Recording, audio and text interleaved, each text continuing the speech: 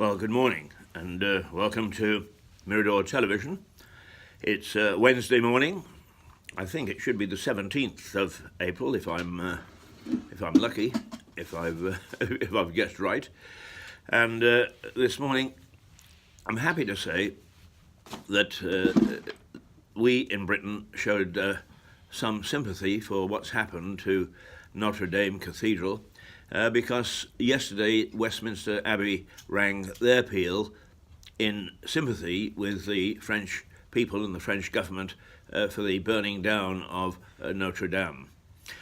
So that was something that we can start off the morning by being nice about. And here we are. I'm Keith Hayes. This is Mirador Television, broadcasting from Lewes. I always say on the south coast of England, and it's not, it's 5 miles inland, but we're surrounded by wonderful resorts such as Brighton, Eastbourne, Hastings, Seaford, New Haven, you name it. We've got it, even though the town of Lewes itself is landlocked, if you like. Well, not totally landlocked, it's on the River Ouse. But that's where we're broadcasting from, and this morning, as I've just said, it was a very good gesture that we showed, particularly in difficult times and strained relationships between Britain and France, that we can act in sympathy with a nation who have had a tragic loss. Now, there have been pundits who have said, what sort of loss is that?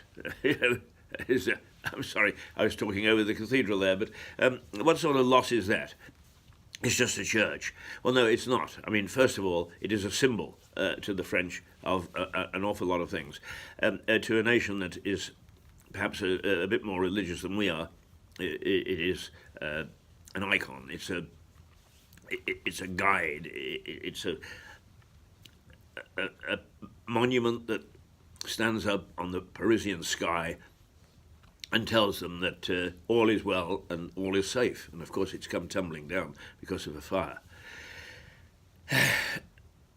So it is important, and it is important that we, and the people at Westminster Abbey, some of whom I know, and are very decent people, and people who would indeed show some sympathy, they did, and I think on behalf of the nation it was a good thing. Anyway, let's hope that Notre Dame is rebuilt. Some people are saying it can be rebuilt within 5 years. It's got £70 million already pledged for the work, and so things are looking brighter than they were at this time yesterday morning. Now, I have often said here that what we need is change. And believe it or not, whether you like it or not, change has come because there is a new political party formed of the independents in the House of Commons, and they are independent because they left their party and decided to stand as independents in protest at various aspects of the Brexit situation, and they have formed a new party. They have registered it, and it has been accepted as a party called Change. So when you go, if we go, to the Euro elections, there will be a new party called Change. Now, I don't think we should be fooled by this. I think we've got to take a very deep look to see what the changes are. What do they stand for? At the moment, they're a higgledy-piggledy group of politicians from the left and the right, and what they're going to form, how they're going to form it, I don't know. All I can say is that such a union, if you like, has been successful in other parts of the world.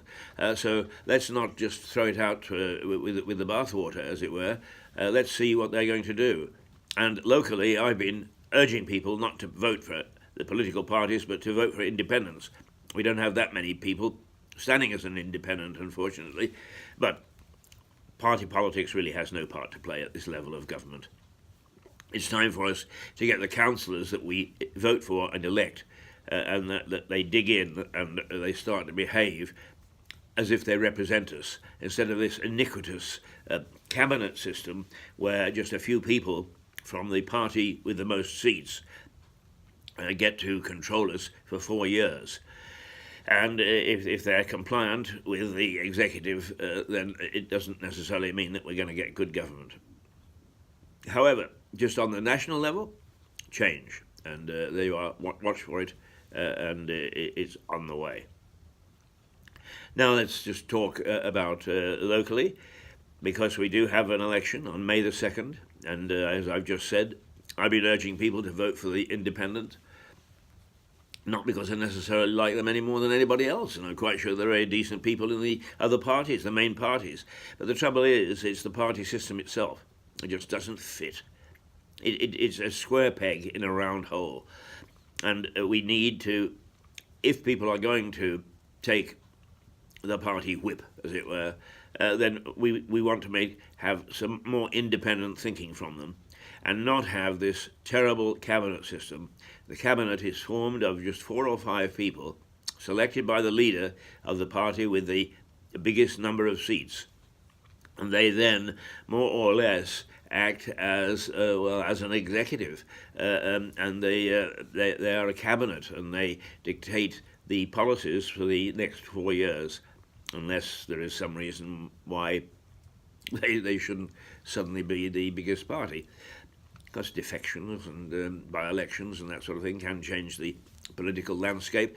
But for the moment, I would like to think that we have councillors there, no matter what brush they're tarred with, whether it's Conservatives, Liberal, Labour, Green, UKIP, or whatever, that they behave as independents, and that they reflect the feelings and look at the problems that their constituents are having.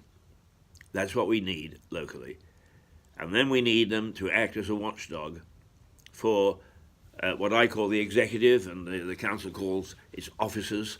In other words, the people who on a day-to-day business basis go in and work to make the place function, which it isn't very well at the moment. And people say to me, well, Keith, it's all very well, but I mean, it gets by, doesn't it? Well, it doesn't get by. Now, this is only a simple situation, but it is real, and it reflects what's happening in a wide spectrum of situations across Lewis and Lewis District. The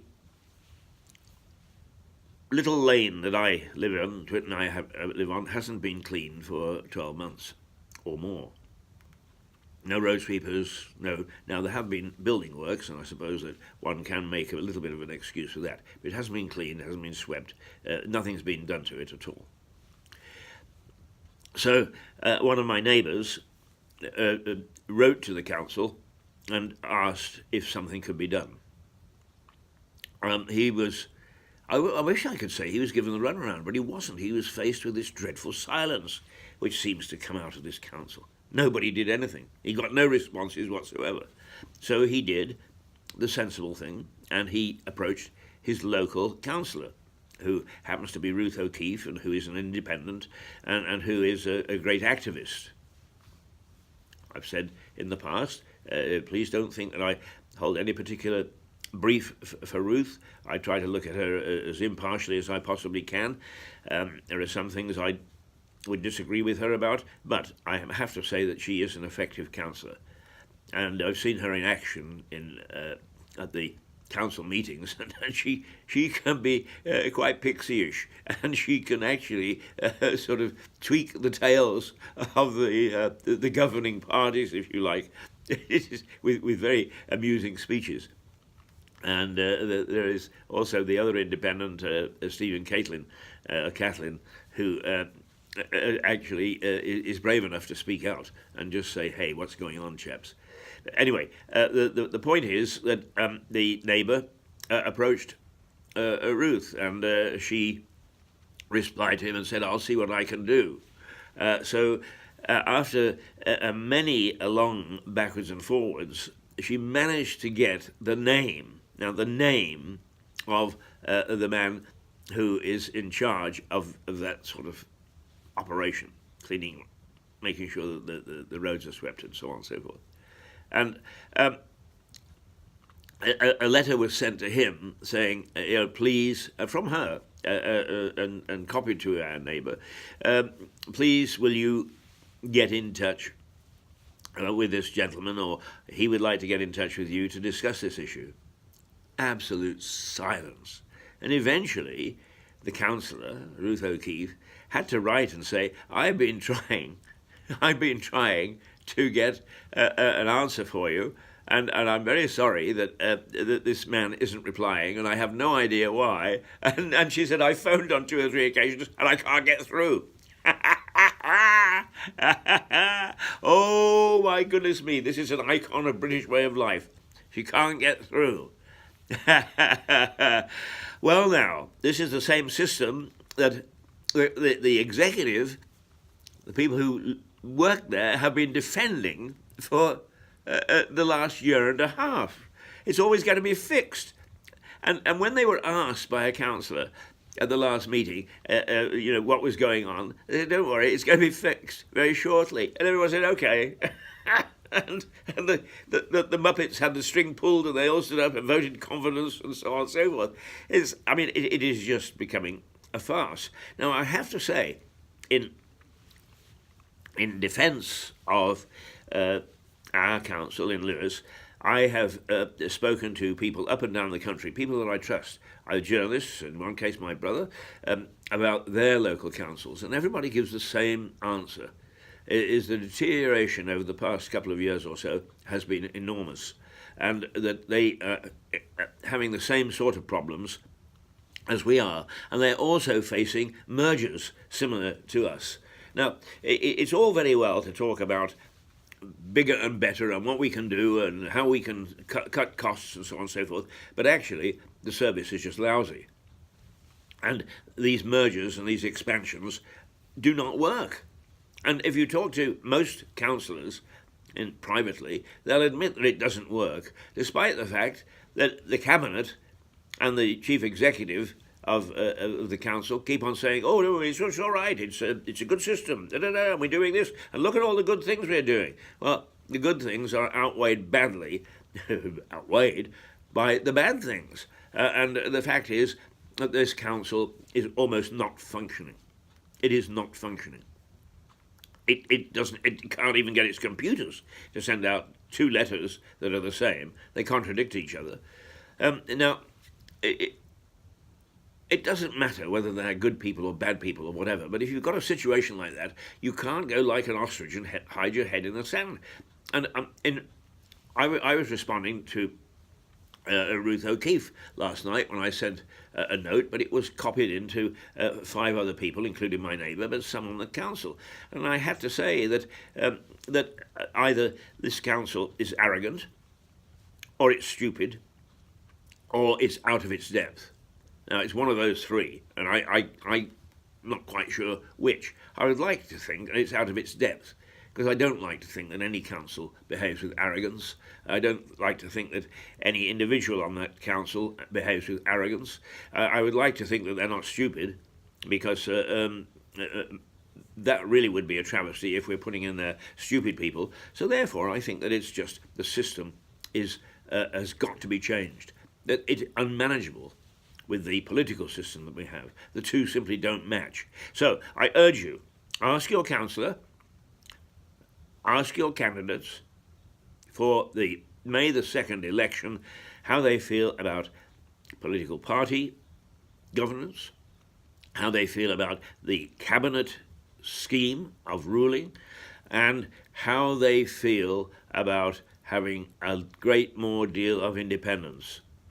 Ask them, because the answers are necessary for you to cast a proper vote, a vote that will mean something, and a vote that means if you got the answer, you've got every reason to hold that councillor to account, who should be holding the executive to account. And if it's only a little nudge forward, at least we might get some efficient government out of it. Well, that's it for this morning. The bells have pealed in Westminster Abbey so that we can show some sympathy with the French over the loss of Notre Dame. let's also show sympathy with, despite Brexit and all the upsets on the political scene at the moment, let's hope that we have shown that deep down humanity unifies us all. Till tomorrow. Oh, by the way, we have a party now at 7:45 each morning so that we can review this. If you want to join us on Facebook, Mirador Television. Join us then. Toodle pip.